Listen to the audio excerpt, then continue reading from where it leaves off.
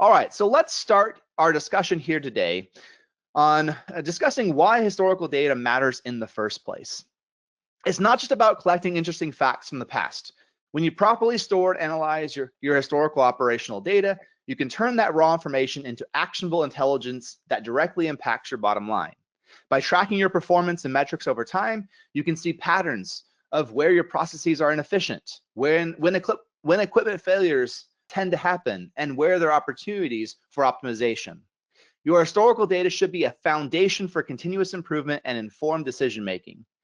You can do a better job of assessing your current operations by comparing it against your baseline performance. Instead of reactively repairing equipment after it fails, you can switch to a more predictive maintenance strategies that are more proactive. It all boils down to the importance of data. Then there's the hottest topic of the moment right now, AI. As your organization adopts AI and machine learning tools, your accumulated historical data is used to train the algorithms that automate optimization and detect anomalies much more efficiently than humans can. And it doesn't just help operations. Historical data supports regulatory compliance, warranty claims, and quality audits by providing documentation of how your processes were executed. It also preserves institutional knowledge. So when experienced operators retire, they don't take all of their valuable insights with them because the next generation of engineers and managers can access and analyze the data they worked with. Here's a real-world example of why historical data makes a huge difference. There's a water district in Bakersfield, California that was having serious data visibility problems because of its old 2000 era SCADA system. They were dealing with multi-minute data latency delays, limited diagnostic visibility, no real-time insight, and no ability to analyze trends.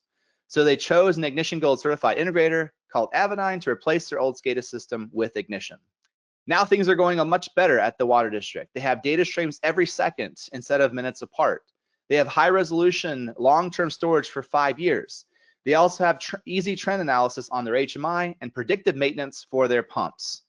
They've gone from a system where their operators were basically flying blind and reacting to failures to one where they have all the real-time and historical visibility they need to manage their operations proactively.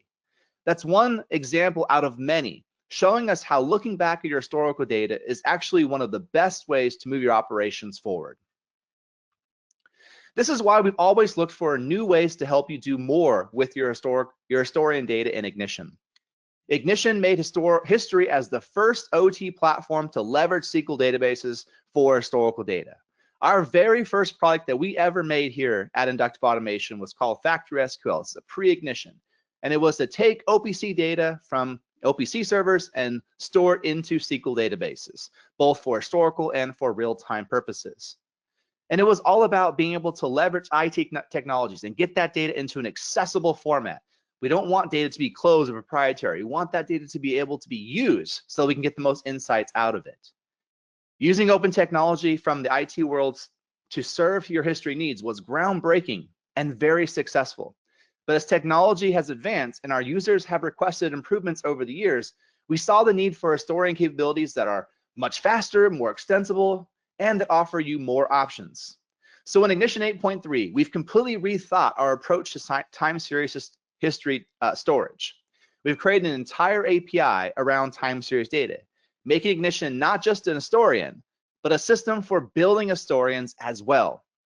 There's an actual module SDK where third-party authors can build additional storage engines and query engines that allow for extreme flexibility. This lets us introduce a lot of new functionality and make many improvements that our users have requested over the years. Our new historian is called the Industrial Historian Solution Suite. It's designed to optimize your time series data with the powerful new built-in core historian, the ability to use multiple historian types, and built-in tools for trending and analysis. At the heart of the new historian suite are two modules, the core historian module and the SQL historian module. Together, the modules act as one powerful solution, which provides you with the power and flexibility to meet virtually any historical data that you need and a foundation for future growth. So let's take a look at both of these modules individually. The first thing you'll notice about the core historian is that it's much faster than our previous historian. Its write performance is up to 8 times faster, and its read performance is up to 8 times faster than our SQL historian. And its write performance is up to 8 times faster. The read performance up to 600 times faster than our legacy internal historian that was based on SQLite. And it stores and queries data up to 10 times faster than Ignition's previous provider as well. So the new core historian has a lot of advancements. The new core historian is based on a widely used high-performance open source time series database called QuestDB. And there's minimal configuration needed, so you can start it in just seconds. It's got minimal disk footprint, so you don't have to worry about taking too much storage space when compared to other like SQL databases. It's got more efficient local storage. It's built right into Ignition. It's just native. It's part of the install. It just comes out of the box. So it's really fast to get started, and there's no maintenance required. It supports pruning and archiving data, which wasn't possible with the external SQL database directly in Ignition. You had to go and manage that in the SQL database itself. And all these features make an ideal historian for Ignition, for new Ignition users. Most of the new greenfield projects that we see, they start with the core historian. So that for on-premise, for storing 2 or 5 years of data, that we can leverage the new time series historian that's built right into Ignition. Of course, that's not your only choice. That is a new part of Ignition 8.3, but we have the SQL historian module as well. And this has been in Ignition from the very beginning. It allows you to log data to any external SQL database, like MySQL, Postgres, Microsoft SQL Server, MariaDB, and a lot more. It's ideal for large-scale storage, and it automatically supports compression, partitioning, interpolation, and aggregation for any SQL database. It's a great choice for those who want to store data outside of Ignition. And as I mentioned, this is tried and true part of Ignition that we've had from the very beginning. Between these two tools, you have a lot of options for how you want to store and leverage historical data. Now, those modules are both very powerful, but you know what else is really powerful? The fact that we have the new Historian API built into Ignition. This lets you quickly set up several kinds of historians, so you can store and retrieve data from practically any system, which is something you've never been able to do in Ignition before easily.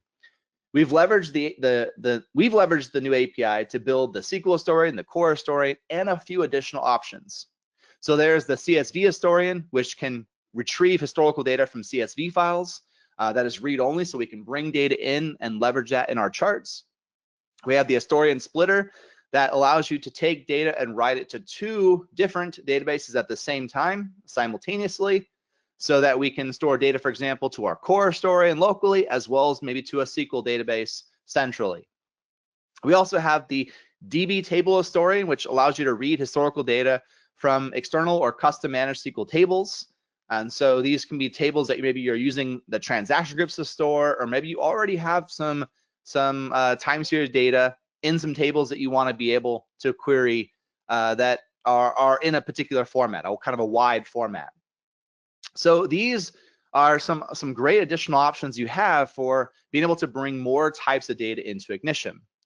We also have the OPC HDA historian, which connects to OPC HDA servers to read in data from those. So this is server, so we're just reading in from external HDA providers. And we have the remote historian, which allows you to connect to another Ignition gateway over our gateway network and read or write data from that system. This really allows for distributed storage or centralized storage across many gateways. And this is actually a very good strategy when you have multiple Ignition servers that have the core historian. You have a central historian where you want to then also write to a central, or maybe you want to query from all the local cores all in one place using that gateway network. So lots of great options that we have with the different engines that come with Ignition 8.3. And that's not all. Here are some other capabilities that we have in Ignition 8.3 to do even more with your historical data. We have really revamped our store and forward system, and it's backed by protobuf serialization. So the store and forward is much more efficient and faster and better, which is incredibly important because we don't want to lose any data if we're especially trying to write that to a centralized SQL database or through the gateway network. We now support rich data modeling with the API, in that the UDTs you're building Ignition, and of course a lot of the metadata can be stored along with the data in the database. So so that we can bring that out over time, where we have better bulk storage facilities. We have had annotations for a while, but we've made that now a part of the APIs. So you can use any tools to be able to query the annotations and to even store annotations. We have seamless history point renaming, which has been a sticking point over the years. If you want to rename tags, how can I rename that within the historical database as well? We have native data aggregation to aggregate data, do things like min-max, standard deviation, and many other aggregation functions. There's easy query bindings that we'll show here today.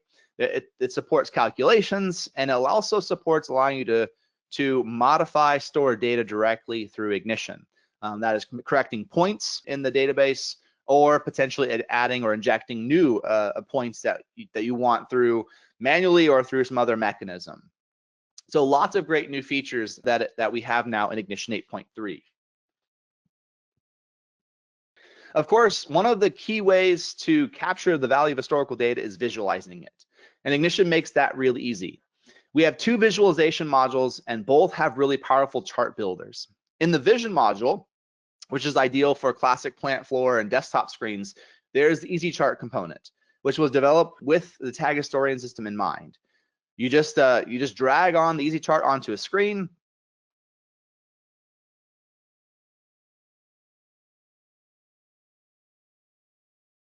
That trend, and make it very, very easy to recall that data within Vision. And you can look at historical, real-time, or manual modes with this. There's a lot of great options that the Easy Chart has. We've also done the exact same thing within Perspective, where we have a power chart. And this is ideal for HTML and mobile responsive applications. This one lets you actually go and find, it's very ad hoc, allows you to find any of the tags. You can drag them onto the screen. You can easily see the history. You can again do real-time or historical. You can see the values to get over time.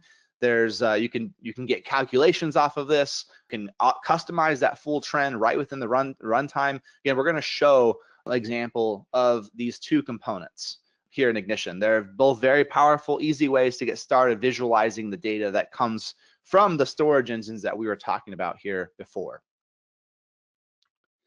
And there's also other ways that we can leverage historical data Ignition from the Historian suite. I mentioned the bindings. We have both Perspective and Vision historical data bindings, where we can query data to any kind of component. So commonly that would be to things like tables, or XY charts, or pie charts, or bar charts, or any kind of custom component that you would like.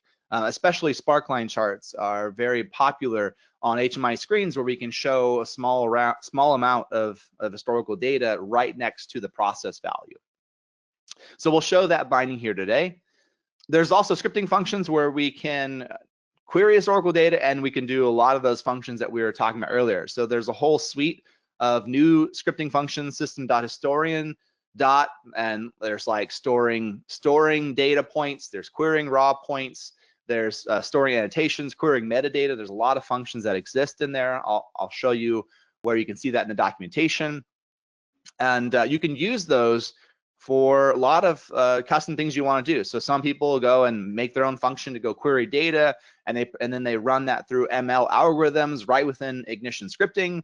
Or they use WebDev to create custom REST APIs to expose that data to third-party applications. I will show an example of that here today as well.